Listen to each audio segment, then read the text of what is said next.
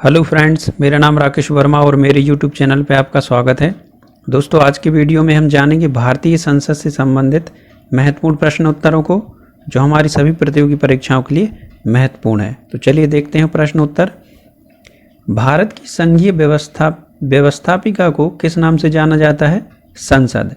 भारतीय संसद का निर्माण कैसे होता है?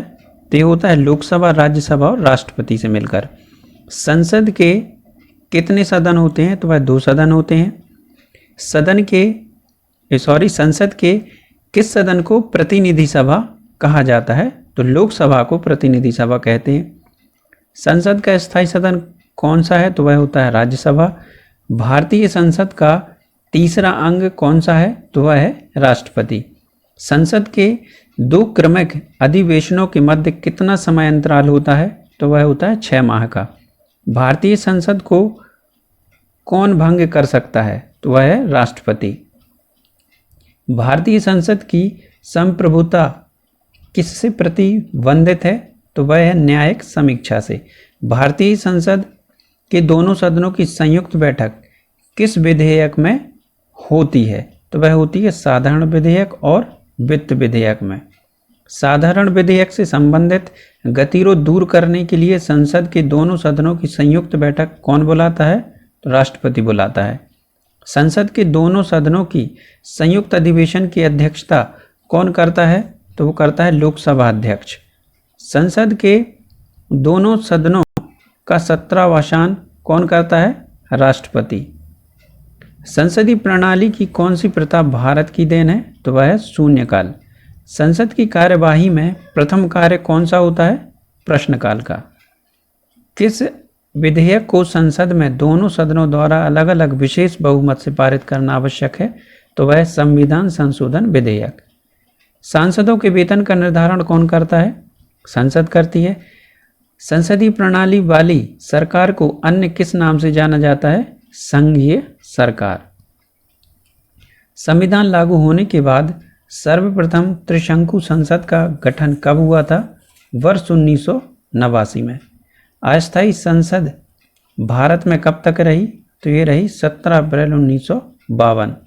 संसद भवन का उद्घाटन कब हुआ? तो यह हुआ था वर्ष 1927 में। भारत की संचित निधि से धन निर्गम पर किसका नियंत्रण होता है? संसद का। दोनों सदनों की संयुक्त बैठक कब होती है? लोकसभा और राज्यसभा में मतभेद होने पर। संसद का निम्न सदन कौन सा होता है? तो लोकसभा होता है। संसद के किस सदस्य को गैर सरकारी सदस्य कहा जाता है? तो मंत्री के अतिरिक्त अन्य सभी सदस्यों को गैर सरकारी सदस्य कहते हैं। भारत में सरकार की संसदीय प्रणाली कहाँ से ली गई है? तो ये ब्रिटिश संविधान से ली गई है।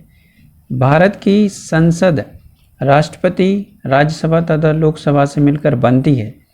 यह संविधान के किस अनुच्छेद में वर्णित है? तो अनुच्छेद 79 में।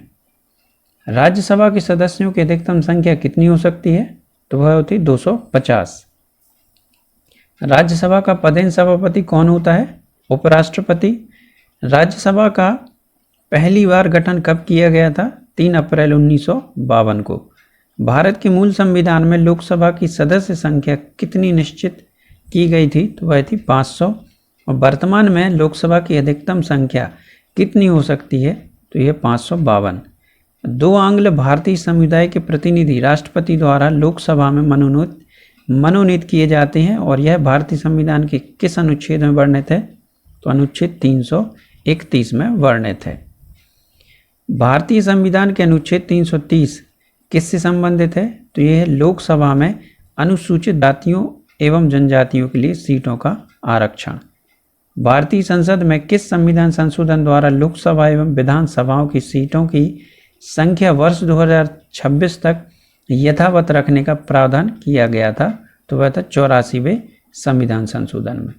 भारतीय संसद ने किस संविधान संशोधन द्वारा भारत में अब 18 वर्ष की आयु के व्यक्ति को मतदान का अधिकार मिला है?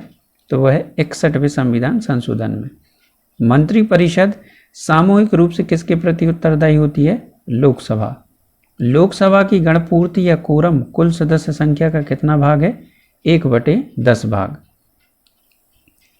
भारतीय संविधान के किस अनुच्छेद में संसद के संयुक्त अधिवेशन की व्यवस्था करता है? तो अनुच्छेद 108।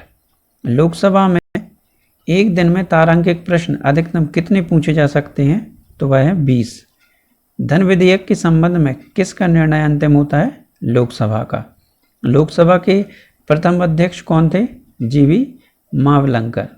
लोकसभा की पहली महिला अध्यक्ष कौन थी? मीरा कुमार।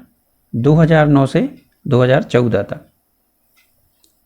संसद सदस्य कितने दिनों तक बिना सदन की अनुमति के अनुपस्थित रह सकता है? तो है 60 दिनों तक।